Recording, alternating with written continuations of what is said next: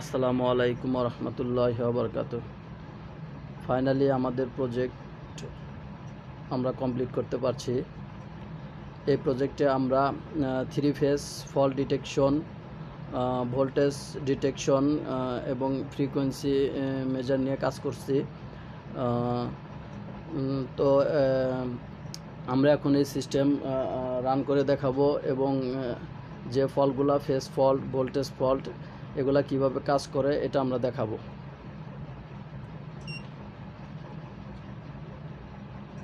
তো প্রথমে আমরা 220 ভোল্টেজ আমরা দিয়ে সিস্টেমটা রান করছি।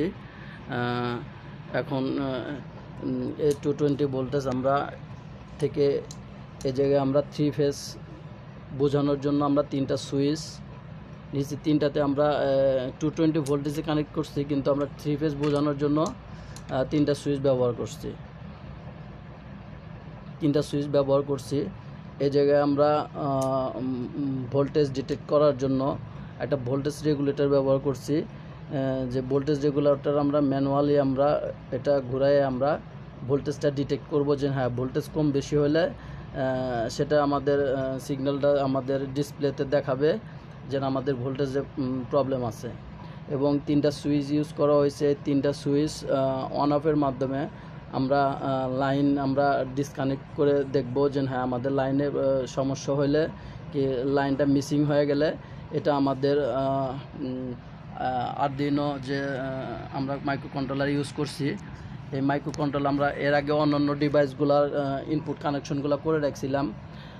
এখন আমরা যে সার্কিটগুলার আউটপুটগুলা যেগুলা কানেকশনগুলো বাদ ছিল সেগুলো আমরা কানেকশন করে দিয়েছি। এর আগে আমরা ফুল বাক কনভার্টার পর্যন্ত আমরা ইনপুট কানেকশন করে রাখছিলাম।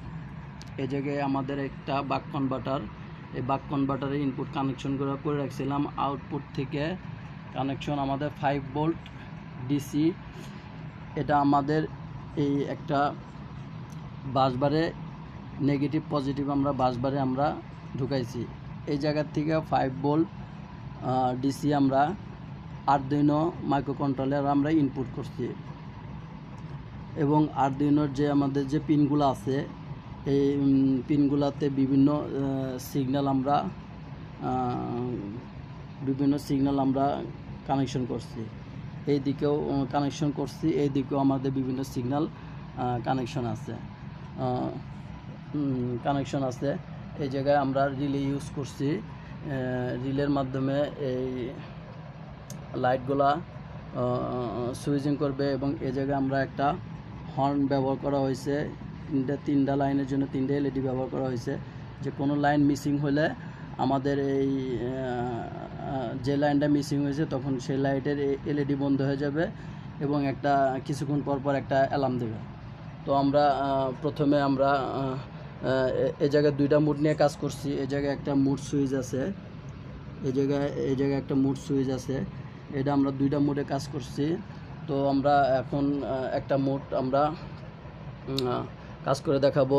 যে এই জায়গায় আমরা একটা ফেজ আমরা বন্ধ করে দিলাম। ফেজ বন্ধ করে দিলে এই যে আমাদের ফেজ ডিটেক্টর সার্কিটে একটা লাইন মিসিং, এটা আমাদের মাইক্রো কন্ট্রোলার এটা আমাদের সিগন্যালটা নিয়ে নিচ্ছে এবং কোনটা মিসিং সেই আমাদের এই জায়গায় যে আমাদের হর্নের যে এলইডি আছে যে সেই কালারের এলইডিটা মিসিং দেখাচ্ছে এবং কিছুক্ষণ পর আমাদের ডিসপ্লেতে অ্যালার্ম দেখাচ্ছে যে আমাদের কোন লাইনটা মিসিং, যে লাইন 3টা আমাদের মিসিং হচ্ছে। সেক্ষেত্রে আমাদের দেখেন এখানে একটা আমাদের বোঝার বিষয় যে আমাদের 3টা ফেজের লাইন অনেক সময় দেখা যায় যে আমরা এই সিস্টেমটা আমরা কোনো একটা বিল্ডিংয়ে আমরা সিস্টেমটা ব্যবহার করছি। সেক্ষেত্রে আমাদের 3টা লাইন যদি ফেজ 1, ফেজ 2, ফেজ 3 3টা বিল্ডিংয়ে 3টা লাইন দেই, সেক্ষেত্রে আমাদের একটা লাইন মিসিং হয়েছে, বাকি 2টা লাইনের বিল্ডিংয়ের পাওয়ারটা থাকবে এবং একটা লাইনের যে সমস্যা এটা আমাদের এই সিস্টেমে কাজে দেবে। এবং আমরা আরেকটা মুড নিয়ে কাজ করছি। এখানে হচ্ছে আমাদের আরেকটা মুড নিয়ে কাজ করছি। আমরা সিস্টেমটা আবার টোটাল রান করে দিলাম, যেন হ্যাঁ টোটাল সিস্টেমটা রান আছে। এখানে আমাদের আরেকটা মুড নিয়ে কাজ করছি। এখানে আমাদের মুড সুইচটা আমাদের এদিকে ঘুরাই দিলাম।